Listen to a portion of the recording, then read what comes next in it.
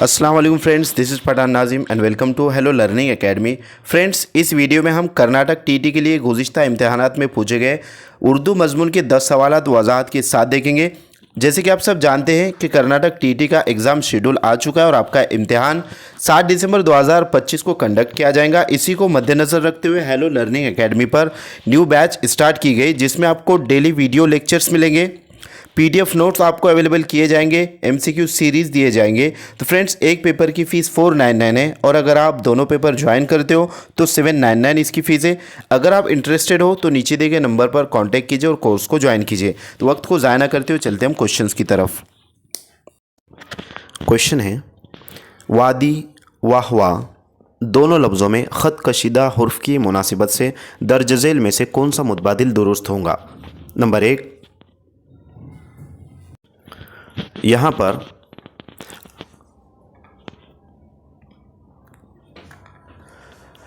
यहाँ वाव हुरूफ सही के तौर पर इस्तेमाल किया गया है। नंबर 2, यहाँ वाव हुरूफ इल्लत के तौर पर इस्तेमाल किया गया है। नंबर 3, यहाँ वाव की आवाज़ साकिन है। और नंबर 4, यहाँ हस्ब बाला तीनों जवाब दुरुस्त है। तो फ्रेंड्स, वादी वाहवा इन दोनों लफ्ज़ों में जो ये वाला जो लफ्ज़ है, ये अंडरलाइन वाला, यहाँ पर भी जो तो अंडरलाइन है, ख़त कशीदा लफ्ज़ कहते हैं इसको। तो इसकी मुनासिबत से जो है तो वह दर्ज झेल मुतबादिल में से कौन सा जो है तो दुरुस्त रहेगा, इस तरीके से क्वेश्चन पूछा गया है। और हुरूफ इल्लत हुरूफ सही यानी कि हुरूफ तहजी पर 2 से 3 क्वेश्चंस डेफिनेटली पूछे जाते हैं। और 2000 जो अभी 23 नवंबर का जो एग्ज़ाम है उसमें भी क्वेश्चन पूछे जाएंगे। 22 क्वेश्चन जो है तो पूछे जाएंगे, 22 क्वेश्चन जो है तो ग्रामर पर मुश्तमिल होते हैं दोस्तों। तो यहाँ पर वादी और वाहवा में ये जो वाव अलिफ वाह है, ये हुरूफ सही के तौर पर इस्तेमाल किया गया है, यानी कि यहाँ पर जो तो हुरूफ इल्लत नहीं बल्कि हुरूफ सही के तौर पर ये इस्तेमाल किया गया है। Option number first right answer रहेगा।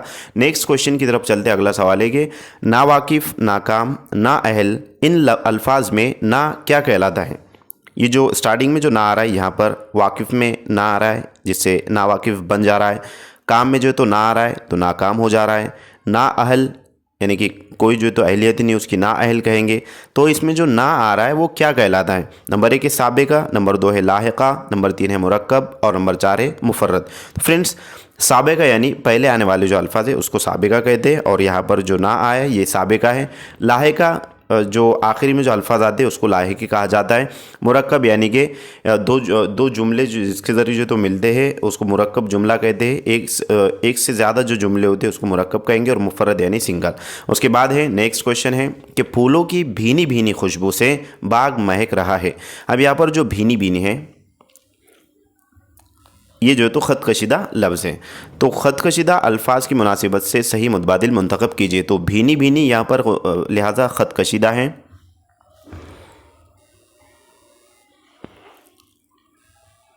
ऑप्शन नंबर 1 है जुमले तवील हो गया है, यानी कि इसके ज़रिए जुमला तवील हो गया है, इस तरीके से ऑप्शन दिया गया है। नंबर 2 है ये भर्ती के अल्फाज हैं। तो फ्रेंड्स, ये भर्ती के अल्फाज भी नहीं है और जुमला इससे तवील भी नहीं हुआ है। उसके बाद है नंबर 3, तकरार लफ्ज़ी से ज़ोर बयानी बढ़ गई है। और नंबर 4 है इन अल्फाज का बेजा इस्तेमाल हुआ है। तो बेजा इस्तेमाल भी इन अल्फाज का लिहाजा नहीं हुआ है। तो यहाँ पर तकरार लफ्ज़ी से ज़ोर बयानी इसमें बढ़ गई। ऑप्शन नंबर 3 सही जवाब रहेगा। नेक्स्ट क्वेश्चन की तरफ चलते हैं। अगला सवाल है कि बहाने करना की मुनासिबत से दर्ज झेल में से कौन सा मुहावरा इस्तेमाल होगा? अब बहुत सारे जो बच्चे होते हैं बहाने करते हैं, अगर उनको कोई काम बोला जाए तो काम सुनते नहीं है, बहाने करते। या फिर कोई स्टूडेंट से वो जो है तो होमवर्क नहीं ला रहा है, बहाने करता है कि फ़लाना जो है तो ऐसा हुआ था इस वास्ते मैंने होमवर्क नहीं लाया, वो याद नहीं रहा था, और बहुत सारी जो है तो वो बहानेबाजी करते हैं। तो यहाँ पर फ्रेंड्स, इसकी मुनासिबत से ये जो बहाने करना है कौन सा मुहावरा है इसको जो है तो अटैच होगा, इसको जो है तो इससे रिलेटेड रहेगा। नंबर 1 है एक ना चलना, नंबर 2 है आनाकानी करना, नंबर 3 है काम का ना रहना और नंबर 4 है नाम और निशान मिटाना। तो फ्रेंड्स, बहाने करना से रिलेटेड पूछा गया है। अब इसका जो आंसर है आपको कमेंट बॉक्स में देना है कि एक ना चलना है या फिर जो है तो आनाकानी करना है या फिर काम का ना रहना और नामो निशान मिटाना। तो बहाने करना की मुनासिबत से कौन सा मुहावरा इस्तेमाल होगा कमेंट बॉक्स में ज़रूर कमेंट करें और टाइप करके जो है तो उसको कमेंट करना है, ठीक है। नेक्स्ट क्वेश्चन है, बहुत आसान क्वेश्चन होते फ्रेंड्स ग्रामर के। शर्त यह है कि थोड़ी अगर स्टडी की जाए, मेहनत की जाए तो बआसानी आप एग्ज़ाम को क्वालिफाइड कर सकते हो। यहाँ पर है नंबरात, तालीमात, खिदमात, इन अल्फाज में अत के लगाने से इन अल्फाज में क्या तब्दीली पैदा हुई। यानी कि फ्रेंड्स ये जो अल्फाज है नंबरात, तालीमात, खिदमत, आखिरी में जो है तो अलिफ और ते लगाया गया है।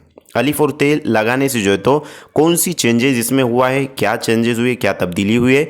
तो नंबर 1 है तमाम अल्फाज मरबूत हो गए, नंबर 2 है जमा में तब्दील हुए, नंबर 3 है वाहिद में तब्दील हुए और नंबर 4 है मस्कुरा वाला। तीनों जवाब दुरुस्त थे। तो फ्रेंड्स यहाँ पर अत लगाने से, अलिफ और ते लगाने से, जैसे कि नंबर को अलिफ और ते लगाया तो नंबरात हो गए, तालीम को अलिफ और ते लगाया गया तो तालीमात हुआ, खिदमत को अलिफ और ते लगाया गया तो खिदमत हुआ। तो ये अल्फाज किस चीज़ में तब्दील हो रहे, जमा में जो है तो तब्दील हो रहे। खिदमत, खिदमत, तालीम, तालीमात, रस्म, रसूमात। तो इस तरीके से जो है तो अलिफ और ते इसमें लगाया गया है और उस तरीके से जो है तो अलिफ लगाने से जो है तो वो जमा में तब्दील हो जाए। जैसे कि रस्म है और अलिफ उसमें जो है तो अलिफ और ते लगाए तो रसूमात हो जाता है, वगैरह वगैरह। बहुत सारे अल्फाज ऐसे होते हैं कि जो जमा में तब्दील होने के लिए अलिफ और ते लगाया जाता है। तो यहाँ पर ये जमा में तब्दील हो रहा है, इस वास्ते ऑप्शन नंबर 2 सही जवाब रहेगा। नेक्स्ट क्वेश्चन की तरफ चलते हैं। अगला सवाल है कि जिस जुमले में किसी काम के करने या ना करने का हुक्म दिया जाता है उसे क्या कहते हैं। तो फ्रेंड्स हुक्म देना, गुज़िश्ता की जो क्लासेस हुई हमारी उसमें हमने डिटेल जो है तो बतलाया है कि किसी काम के करने या ना करने के हुक्म देने को जो है तो क्या कहते हैं। अगर आपने वो क्लासेस नहीं देखी तो उसको अच्छे तरीके से देख लीजिए। यहाँ पर है नंबर 1 फ़िजाइया जुमला, नंबर 2 है अमरिया जुमला, नंबर 3 है इस्तिफ़ामिया जुमला और नंबर 4 है बयानी जुमला। तो फ्रेंड्स किसी काम के करने या ना करने का जो हुक्म दिया जाता है, जैसे कि सुबह उठकर स्टडी कीजिए, या फिर जो है तो ये ब्लैक बोर्ड पर जो लिखा है इसको लिखिए, ये जो इंस्ट्रक्शन, जो हिदायत या फिर जो हुक्म तलबा को टीचर देता है, तो ये अमरिया जुमला कहलाते हैं। इसमें जो तो अम्र यानी कि काम और अमरिया जुमला यानी कि किसी काम का हुक्म देना या काम ना करने का जो तो हुक्म देना अमरिया जुमला कहलाता है। ऑप्शन नंबर 2 करेक्ट आंसर रहेगा। नेक्स्ट क्वेश्चन की तरफ चलते हैं। अगला सवाल है कि दर्ज झेल में से कौन सा मुतबादिल शमसी हुरूफ की शनाख्त करता है। तो फ्रेंड्स हुरूफ शमसी से रिलेटेड क्वेश्चन पूछा गया है और रिपीटेड क्वेश्चन है, ये बार बार जो है तो पूछा जाने वाला सवाल है। 2-3 क्वेश्चन ऐसे हैं कि जो बार बार पूछे जाते हैं और घुमा फिरा के पूछे जाते हैं। जैसे कि गुज़िश्ता जो पूछा गया था कि दर्ज झेल में से कौन सी जो है तो लफ्ज़ हुरूफ शमसी की शनाख्त करता है इस तरीके से, तो उसमें 4 लफ्ज़ अल्फाज दिए गए थे, अशम्स वल कमर वगैरह। तो उसमें से अशम्स जो था, जो जिसमें जो तो हुरूफ शमसी की वो शनाख्त कर रहा था। तो यहाँ पर उसी टाइप का क्वेश्चन पूछा गया है। तो यहाँ पर हमने देखा है फ्रेंड्स कि हुरूफ शमसी जो है वो कितने हैं, 14, ये हमको पता है।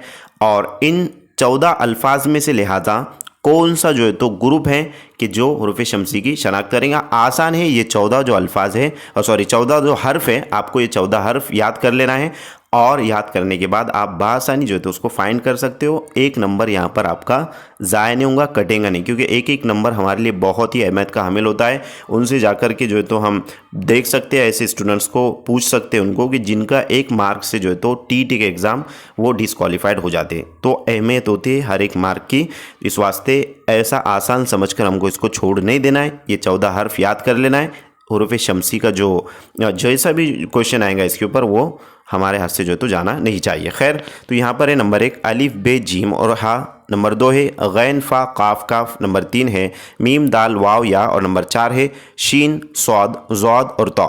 एक ट्विस्ट इसके अंदर ये हुरूफ शमसी और हुरूफ कमरी में, हुरूफ शमसी में लिहाजा शमसी में जो अल्फाज आ रहे हैं शीन, तो ये जो है तो शीन कंपलसरी उसमें रहेगा और कमरी में काफ कंपलसरी रहेगा। ये आपको जो तो अच्छे जहन में रखना है।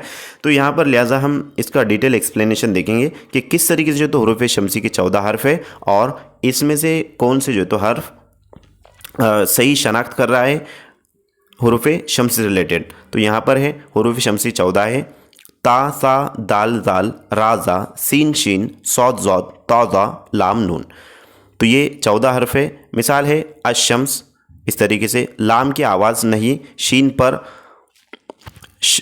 पर शदा पढ़ा जाता है। अन्नूर अनवारुज़ैन अज़ैन, इस तरीके से जो तो पढ़ा जाता है। तो यहाँ पर है अशम्स, तो डायरेक्टली यहाँ कैसा पढ़ा जा रहा है, उसको लाम नहीं पढ़ा जा रहा है। जो पहला जो हर्फ है उसको तजदीद यानी कि सेकंड थर्ड वाला जो हर्फ है उसको तजदीद के साथ मिलाकर पढ़ा जा रहा है। लाम की आवाज़ नहीं है, लाम को पढ़ा नहीं जाएगा। तो यहाँ पर ये 14 हर्फ है। अब इन 14 हर्फ में फ्रेंड्स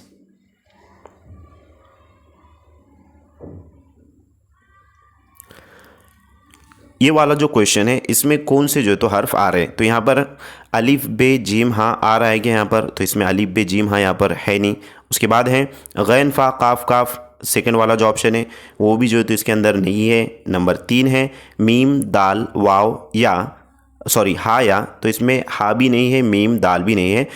लास्ट वाला जो ऑप्शन है शीन सौद जौद तौ, तो इसमें यहाँ पर लिहाजा शीन है, सौद है, जौद है और तौ है।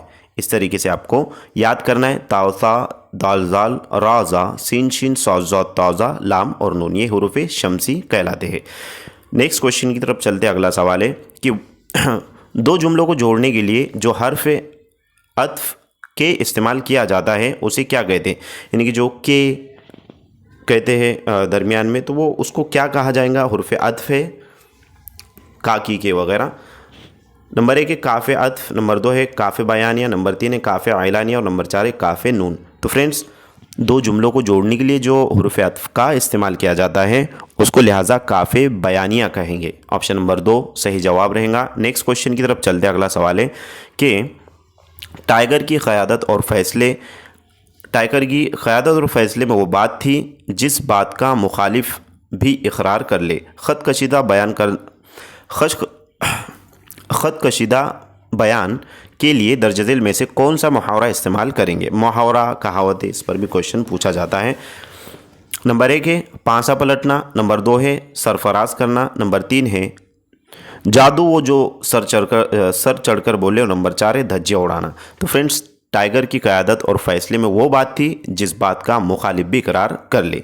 तो यहाँ पर इस क्वेश्चन का करेक्ट आंसर रहेगा कि कौन सा यहाँ पर जो है तो मुहावरा इस्तेमाल किया जाएगा। तो फ्रेंड्स यहाँ पर लिहाजा जादू वो जो सर चढ़कर जो तो बोले, ऑप्शन नंबर 3 करेक्ट आंसर रहेगा।